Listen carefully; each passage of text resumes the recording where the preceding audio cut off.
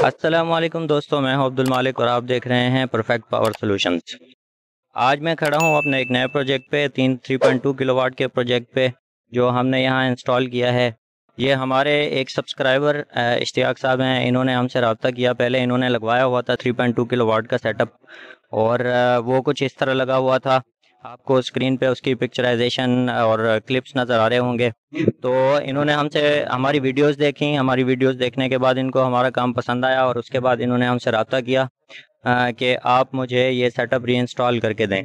तो री इंस्टॉलेशन के बाद हमने कुछ इस तरीके से ये सेटअप इंस्टॉल किया है। जैसे आप हमारे पहले भी सेटअप देखते हैं, हम लोग अपने तरीके से काम करते हैं, फ्रेमिंग करते हैं और वन प्लेन पैनल की सेटिंग करते हैं और उसके बाद अंदर हमारी सेटिंग्स वगैरह भी सारी अपनी होती हैं और अल्हम्दुलिल्लाह हम साफ़ सुथरा काम करते हैं।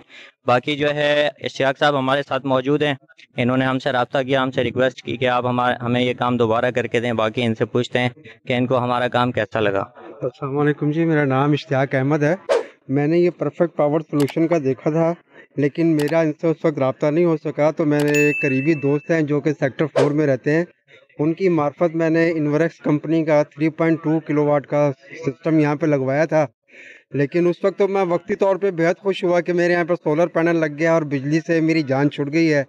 लेकिन बाद में जब मैंने परफेक्ट सॉल्यूशन वालों का नेटवर्क देखा यूट्यूब के ऊपर, तो मुझे अपने जो मेरे यहाँ पे इंफ्रास्ट्रक्चर लगा हुआ था उसमें और इनके इंफ्रास्ट्रक्चर में बहुत ज़मीन आसमान का फ़र्क था। और फिर मैंने इनसे दोबारा रब्ता कायम किया और इनसे मैंने रिक्वेस्ट की कि जी आप मेरा ये सारा डिसमेंटल करके जो है इसको आप अपने तरीके से इसको नए तरीके से रीजनरेट कर दें। तो मैं इनका बेहद मशकूर हूँ और इस काम से मैं काफ़ी बेहद ही यानी कि मुतासिर हूँ कि अल्हम्दुलिल्लाह मैं पहले से बहुत ज़्यादा मुतमईन हूँ और मेरा पावर का जो बैकअप है वो भी काफ़ी अच्छा हो गया है। अल्लाह ताला इन्हें जज़ाए खैर दे और दिन रात चुगनी तरक्की अता फरमाए। जज़ाकल्लाह आमीन। खैर, जज़ाकल्लाह। जी जनाब, आपने इश्तियाक साहब का फ़ीडबैक सुना और अभी मैं आपको ये फ़्रेम दिखाता हूँ कि हम लोग ये फ़्रेम किस तरीके से बनाते हैं। कैमरामैन को साथ लेके ज़रा, ये हमारा वन प्लेन है। इसमें बेसिकली पहले 10 पैनल लगे हुए थे, हमने बाद में 2 पैनल इसमें बढ़ाए हैं। 3.2 किलोवाट की कैपेसिटी है बेसिकली, उसके साथ हम 4 किलोवाट के पैनल लगा सकते हैं। तो हमने 12 पैनल, 2 पैनल बढ़ा के हमने 12 पैनल का यहाँ पे ये फ्रेमिंग सेट की है। एंगल के एतबार से और यहाँ का जो टिल्ट एंगल था उसके एतबार से, और जहाँ तक हमें ज़्यादा से ज़्यादा जनरेशन हम इन पैनल्स की ले सकते हैं, हम उस तरीके से इस फ्रेम की सेटिंग करते हैं। बाकी नीचे बेस जो है हम बनाते हैं, नीचे मोटी प्लेटें लगाते हैं, मोटी प्लेटें लगा के बेस फिट करते हैं। इस चीज़ का हम ख्याल रखते हैं फ्रेम बनाने में कि कोई आंधी आए, तूफ़ान आए या बहुत ज़्यादा जो है वो क्रिटिकल कंडीशन हो, जैसे मौसम यहाँ कराची में ख़राब हो जाता है, तो हमारा फ्रेम जो है मजबूत रहे। दूसरी बात, हम इस फ्रेम के अंदर इस चीज़ का ख्याल रखते हैं कि जैसे कि ये पैनल हैं, इनकी 25 से 30 साल लाइफ होती है। तो फ्रेम को, पैनल को जो है हर 15-20 दिन में धुलना होता है, सफाई होनी होती है। तो जब इसकी सफाई हो और ये फ्रेम बार बार धुले तो कम से कम ये फ्रेम भी आपको 25 से 30 साल लाइफ दे। ठीक है, इस बात का ख्याल रखते हैं हम।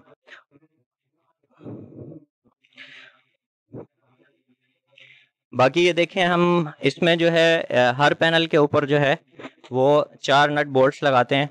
इसमें हम लोग स्क्वायर पाइप इस्तेमाल करते हैं। स्क्वायर पाइप इस्तेमाल करते हुए हम ये इसमें जो है आर पार डबल सुराख करते हैं। डबल सुराख करने का मकसद ये होता है कि हमारा बोल्ट जो है वो इसके अंदर चला जाता है। जब बोल्ट इसके अंदर चला जाता है तो वो उसके हवा और नमी के जो उसके ऊपर असरात पड़ने होते हैं उनके चांसेस कम हो जाते हैं। और बार बार जब इसकी धुलाई होती है तो वहाँ पानी जाने के चांसेस भी कम होते हैं, ताकि हमारा जो नट बोल्ट लगे हुए हैं वो भी लॉन्ग लास्टिंग हो। उसके बाद आप हमारा वायरिंग सेटअप देख सकते हैं कि हम लोग वायरिंग जो है वो प्रॉपर तरीके से करते हैं, क्लिपिंग करके, ताकि वायरिंग जो है प्रॉपर नज़र आए, ज़्यादा बिखरे हुए और उलझे हुए नज़र ना आए। उसके बाद जो हम इसकी स्ट्रिंग डिस्ट्रीब्यूशन करते हैं वो इस तरीके से करते हैं कि उसमें जो वायर्स का जो तनासब हो वो बिल्कुल बराबर हो। यानी ऐसा ना हो कि एक स्ट्रिंग का वायर लंबा हो रहा है और एक स्ट्रिंग का वायर छोटा हो रहा है। ठीक है, ताकि जो टेक्निकली जो इसकी पावर जनरेशन है वो ऊपर नीचे ना हो।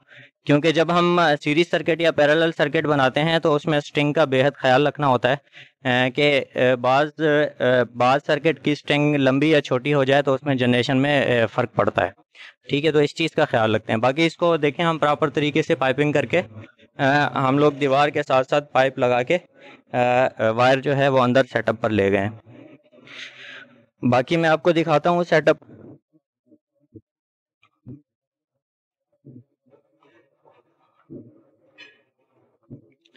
यहाँ पे इन्वर्टर्स पहले से लगे हुए थे।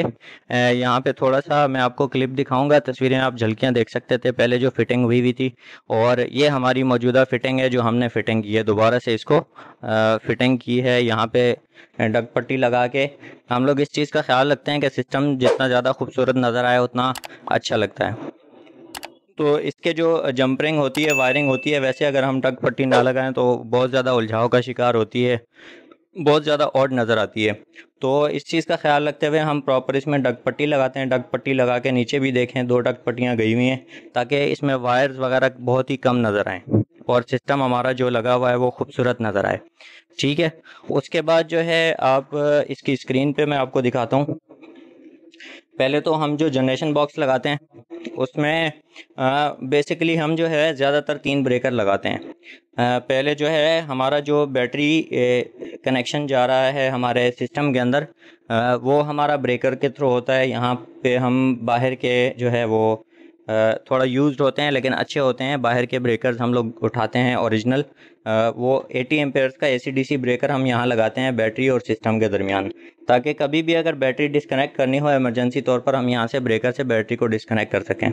सेकंड नंबर पे जो हमारा सोलर पैनल से जो वायर आता है उसके लिए हम DC ब्रेकर लगाते हैं, जो कि सोलर जनरेशन और उसके एम्पेयर्स के मुताबिक उसकी कैलकुलेशन करके हम लोग लगाते हैं। तो इसका भी मकसद ये होता है कि कभी अगर इमरजेंसी तौर पर शॉर्ट सर्किटिंग हो या कोई मसला हो तो हम इमरजेंसी तौर पर सोलर पैनल को यहाँ से डिस्कनेक्ट कर सकें।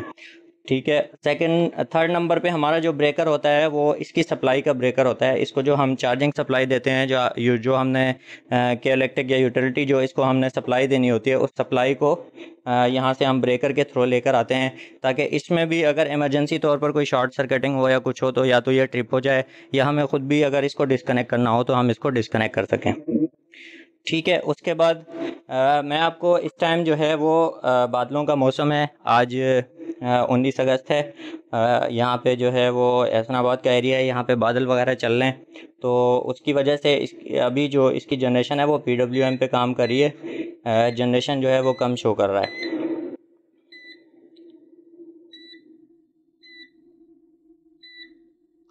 ये देखें इस वक्त जो कस्टमर का लोड चल रहा है वो 350 चल रहा है। ठीक है, तो इसके मुताबिक जो है वो हमारा जो सोलर है वो जनरेशन शो कर रहा है। अगर मैं लोड इंक्रीज़ करवाता हूँ तो ये PWM पे चला जाएगा, सॉरी MPPT पे चला जाएगा, और MPPT पे ये मैक्सिमम पे चला जाएगा। अभी 350-400 वाट का लोड है, तो ये 450 वाट की जनरेशन शो कर रहा है। अगर इसको MPPT पे मैं शिफ्ट करवाऊंगा यानी 1 किलोवाट से लोड बढ़वाऊंगा तो ये हमें मैक्सिमम जनरेशन शो करेगा। ठीक है, ये इसमें ऑटोमेटिक सिस्टम होता है। बाकी हमने इनकी सेटिंग जो है वो सेटिंग ये रखी है कि इनकी जो यूटिलिटी है वो बिल्कुल इस्तेमाल हो ही नहीं, क्योंकि इनका जो दिन में लोड होता है वो कम होता है। एक फ्रिज वाटर डिस्पेंसर और लाइट पंखे वगैरह चलते हैं। तो इस सूरत में इनका लोड कम होने की सूरत में हमने इनको यूटिलिटी जो है इसकी सेटिंग ऑटोमेटिक जो रखी है वो ये रखी है कि इनकी यूटिलिटी खर्च हो ही नहीं, यानी यूटिलिटी पे शिफ्ट हो ही नहीं। यूटिलिटी को हमने यहाँ पे थर्ड ऑप्शन पे रखा है, यानी सबसे पहले सोलर जनरेशन को इस्तेमाल करेगा। अगर सोलर जनरेशन नहीं होगी, कम पड़ेगी, तो उसमें जो इसको थोड़ी बहुत लाइट मिक्स करनी होगी वो बैटरी से मिक्स करेगा और यूटिलिटी को इस्तेमाल नहीं करेगा। अगर बैटरी भी ड्रेन हो जाती है, बैटरी के हमने मिनिमम वोल्ट्स जो रखे हैं वो शिफ्टिंग वोल्टेज जो रखे हैं वो 22 रखे हैं, क्योंकि डबल बैटरी है। तो 22 के हिसाब से जब ये बैटरी 22 वोल्ट पे जाएगी जब ही ये थर्ड ऑप्शन इस्तेमाल करेगा, यानी यूटिलिटी इस्तेमाल करेगा।